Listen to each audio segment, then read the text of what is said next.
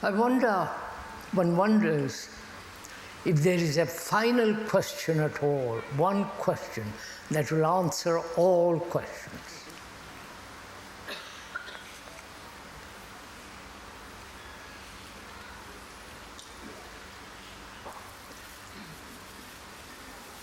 We haven't thought about it. We just thought about it just now. Is there a question or an inquiry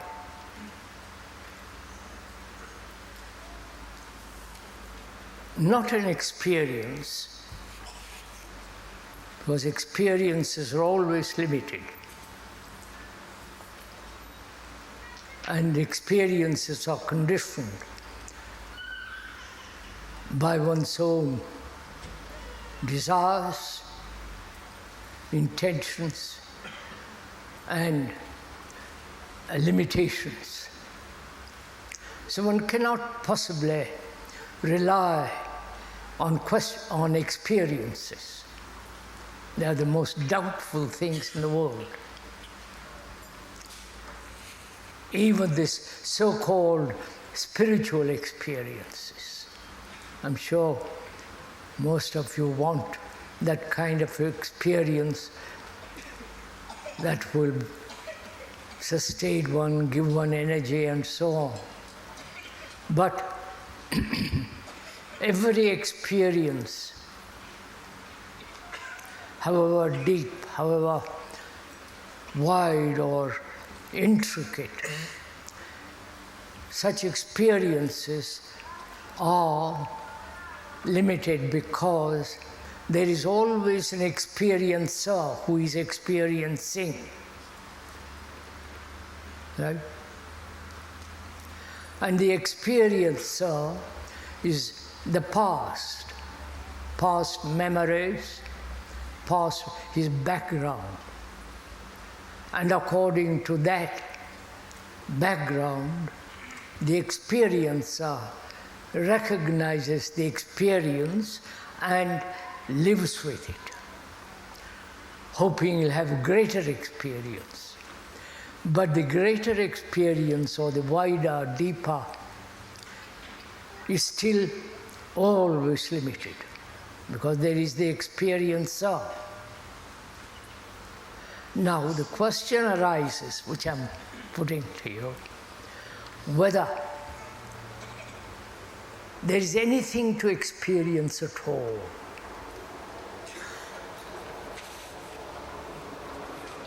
Except biological, sexual experiences and so on. Apart from those physical reactions and so on, is there any experience at all?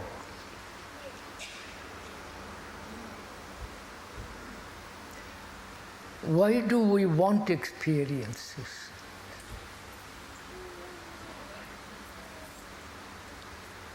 Please, as we said, we are inquiring into this together, not the speaker is saying something and you either reject or accept or pass it by. But if we could examine this very interesting question, is there, apart from the ordinary biological experiences and so on, is there any necessity of experience at all?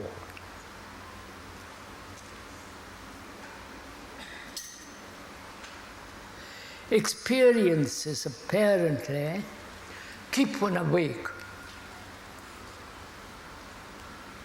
Experience or problems are something thrown at you, especially the meaning of that word, problem, is something projected at you. That is a problem. The meaning, the root meaning of that word. And experience also means to go through, not hold on what you have gone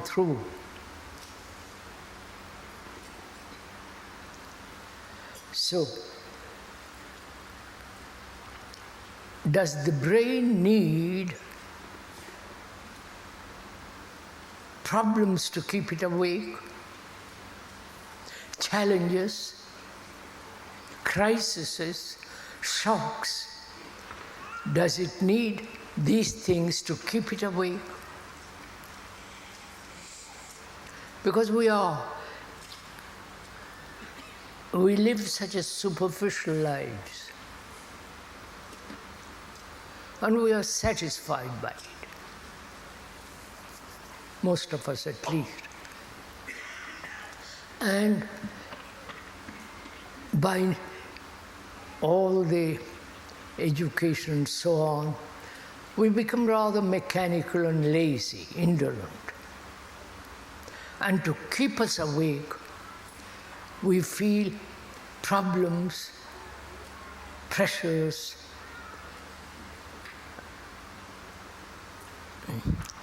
and so on, need to keep the brain alert. Right? Can the brain be alert, extremely watchful, without any drugs, problems, challenges, shocks?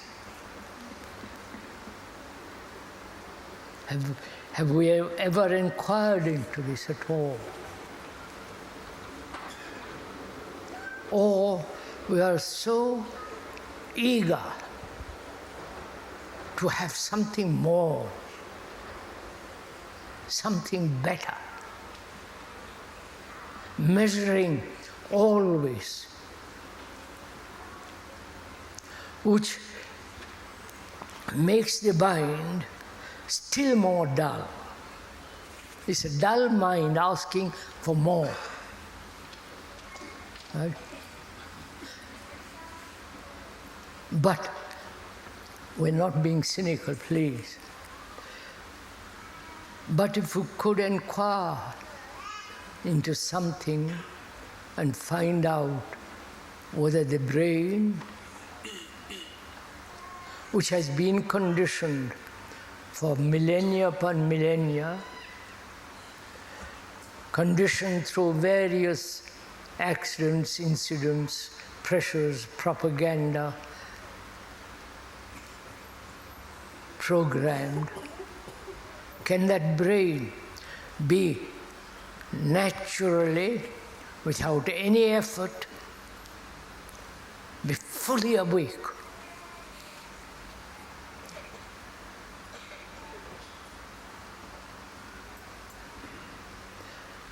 To find that out, one must reject totally all experiences,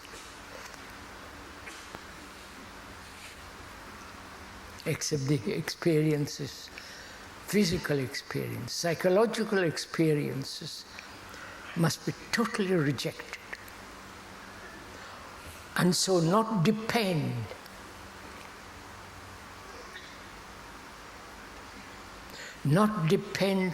on pressures, impressions, stimulations. You are being now, by the speaker, being stimulated, unfortunately. He will act as a drug, like coffee, tea, or stronger drugs, alcohol, and so on. If one depends on these things as a stimulant to keep the brain alert, then you are merely sustaining the mechanical process. And the brain has become, for most of us, mechanical, repetitive. So, to live a life without a single challenge, which doesn't mean it goes to sleep, without a single demand, both outwardly or inwardly. So the brain is extraordinarily active. Action is not movement. I wonder for it. May I go into a little bit? Interest you there? Action is not movement. Movement implies time, right? To go from here, there, and so on. Any kind of movement is in the realm of time and thought, right?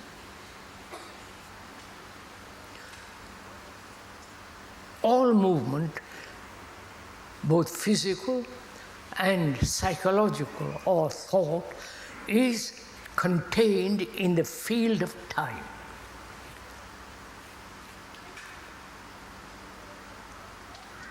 Right? And action is not of time. Action is not having done, and the remembrance of the things that have been done, or experience, or problem solved, which is all the background, which is time, or the future is also time. Therefore, action is instant. The very living of it immediate, instantly. Are we conveying something of this? So we are talking over together the question of a brain that has been so spoiled,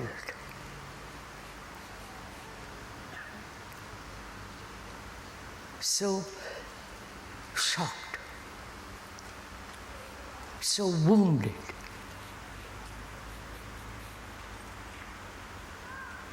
Any shock is a wound. And, or any hurt. To have such a brain that which is not capable of being hurt psychologically. You may receive a shock when you fall down the staircase. That's a different matter. I hope you won't fall down the staircase. But the shock that one receives of bad news, or you suddenly, the doctor says, old chap, you've got cancer. Or the shock of someone leaving you. All those kind of shocks. Wounding naturally the brain with, so that it's constantly in a strain. But to have a mind which is untouchable by circumstances.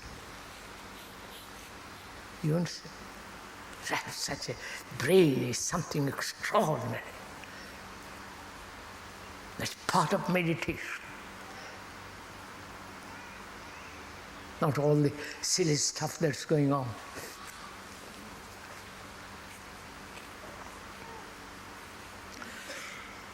So we are asked, is there a question which will answer all questions? Only one question. We've answered it.